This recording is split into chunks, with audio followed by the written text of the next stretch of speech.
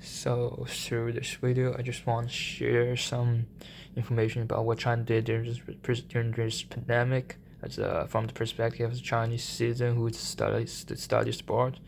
So there's a lot of bad news about China has been reported during this pandemic, such as fake news or the way they treat patients. So you probably are familiar with this, but I just want to share some information you probably never heard of because you probably won't notice this news unless you're a Chinese citizen who lives abroad or studied abroad like me. So what China did during this pandemic is that they have a flight policy, basically, which means that for each airline, there's only one flight allowed per week from each country. So let's, for example, if you are Air China, you can only allow to operate one flight per week from the state to China. And basically nowadays only Chinese airlines permitted. So there are 4 or 5 flights per week from the state to China, and each airline can carry about 400 or 500 person. The U.S. operated airlines such as United or Delta are not permitted to operate flights. So at the same time, there are millions of Chinese students who study abroad in the North America, such as Canada or the United States. And now during this pandemic, just because the stay-home order is everybody encouraged to stay home. But for international students like us, we don't have any permanent address here. We don't have any intimate relatives here. So basically, we only have friends here. So, which basically means we have to rely everything on our own. And you can see there's no way for you to go home to China because the number of flights is just so limited. Each week there's only 1,000 people can escape from this place. There are a million students here.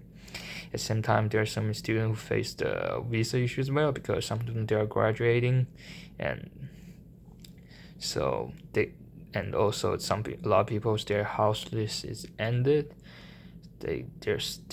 We just have no idea about what to do, and even for those really limited flight tickets, most of they are in the hands of a lot of just malicious merchants.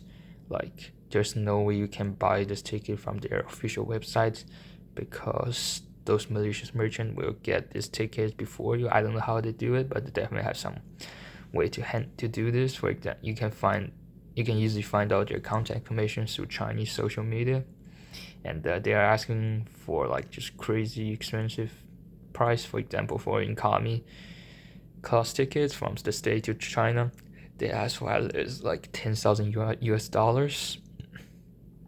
And if you're lucky enough, you find you're able to find flight tickets through their website. It's at least 4,000, 5,000 US dollars.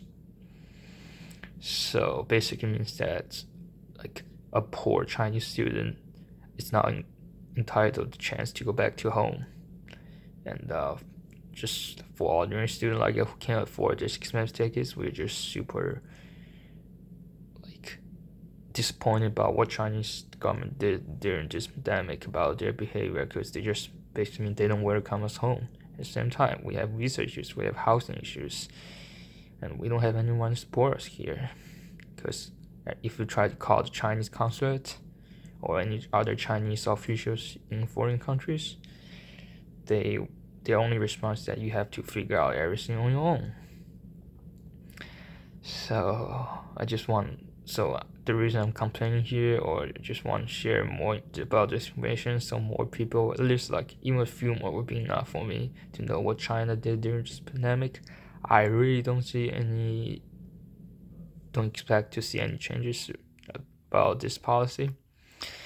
So that's all of it. Thank you guys.